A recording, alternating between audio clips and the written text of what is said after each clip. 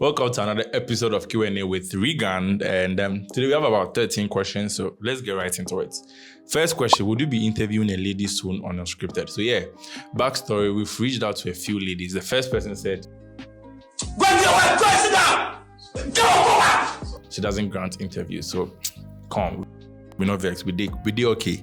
Then there's one person that's a little bit busy. She's kind of reaching out to investors and all that. So we are waiting for her to finish. So yeah, soon. But if you have any lady you want us to interview, you can just put that in the comments and then we'll reach out to them.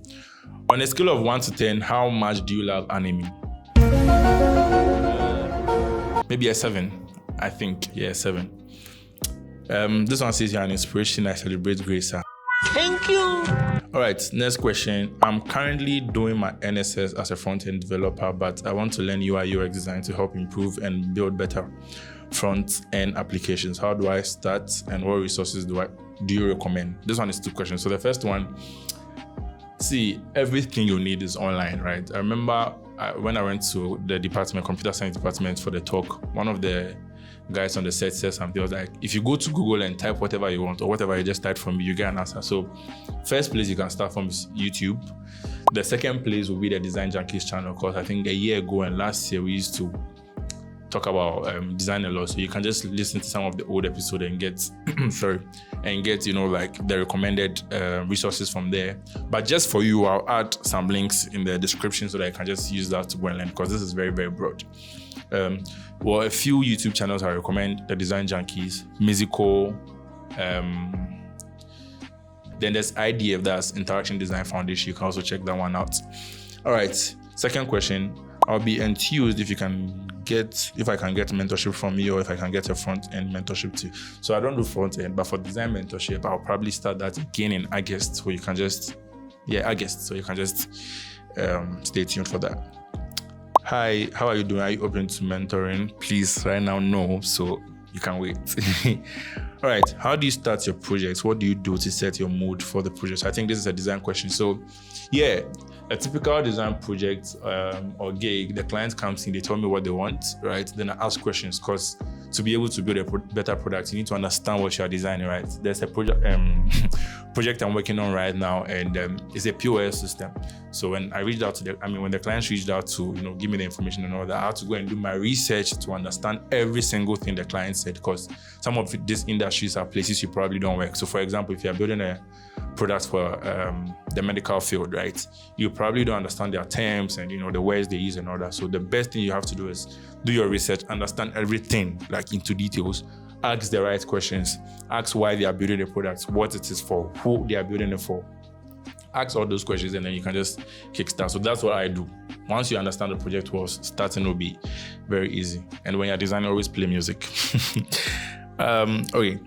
In 24 hours, how many hours of sleep do you get? This is a very tough one, but let's say somewhere between 5 to 8. Sometimes, especially on Fridays, I can sleep for 10 hours. What should get you wanting to create content? So yeah, I just enjoy the process. I don't know why, because I'm a very shy person, introvert if I should say, but I just like the whole idea of sitting behind the camera and talking. Like right now, there are people, there's a phone on me and there's a camera here and there are 2 boys here. I'm shy, but I don't care, you understand? People are going to watch. And this is just a side question that I'm answering for the people that think I'm mean, because there are people that see me on social media and I'm like, this guy is okay behind camera and all that, but in person, he's, when he sees you, he's not talking and all that. It's not like I'm mean, I'm just the calm introvert person, but behind the camera, it's just a camera. You can't see anything. So yeah, I just like the idea of creating content. Yeah, it's just fun. I enjoy it. I don't know why. And when it comes to the series Unscripted, the idea was to kind of put something educational out there to motivate and inspire people. So yeah. Next question. Do you have a girl sibling? If not, I want to join the sibling chain. If yes, same request. This is a very interesting. Yes, I have a girl sibling, and you want to join this one. I think you have to come and ask my mother, of course. Next question: Will you marry so I can be the best man? I don't know who this is, but I'm guessing it's either Michael or Gidisu. Whoever it is, I'm telling you, no, I'm not getting married soon or now. So forget it. All right, next one.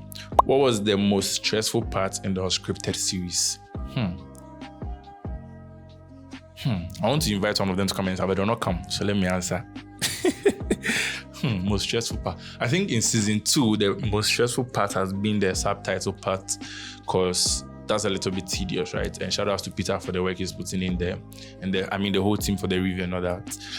Aside that, the other difficult part would be like kind of like reaching out to some of these people, because we are still growing, and some of these people have the numbers, so they might not give you. For example, the lady that says she doesn't grant interviews, I don't think she's trying to be mean. It's just understandable that she doesn't know who we are. So yeah, there's no way she's going to say yes. So I think that's another part of it. Aside every other thing, I think the team enjoys it. If they don't, they'll still do it. What was your favorite part of the unscripted series? The favorite part is meeting new people. There's been new networks that we've built, like interactions and all that. An example is Meister. We went to Jumbo Spaces to do a tour. We interviewed him, and a week ago, I met him for biking. I would look for the pictures and some people were laughing at me. And interesting enough, I fell down. Yeah, I was riding the bike, descending, and I wanted to take a video.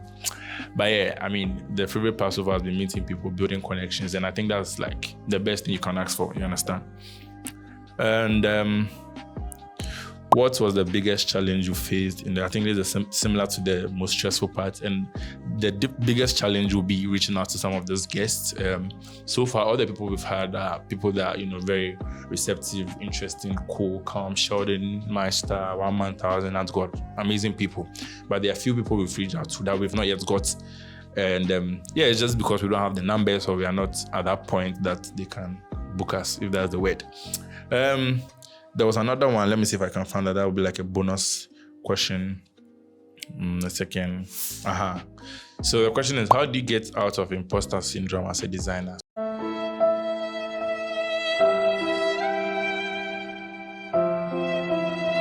I've been at that point before where I felt like I was an imposter in whatever I was doing. Even when I started this YouTube, that's how I felt. But I think it starts from comparison, because all the times I felt like an imposter, it was me scrolling on social media and seeing someone's work, and I'll be like, wow, this person is putting this out there, but I'm doing like less than 50% of what the person is doing. So how to get out of it, if you ask me, would be to just stop comparing yourself, because everybody is at a different level in their career. You cannot compare yourself with someone who has been in the game for 10 years, whereas you have like just 2 years experience, you understand? So just stop comparing yourself, you'll be good. The other thing will just to get better at your craft, because you can get better to the point that no matter what, you will not be moved by what someone is putting out there, you understand? So yeah. And that brings me to the end of Q&A part 2. And thank you all for your questions. And there'll be a link in the description for all those who want to ask questions again. See you in part 3.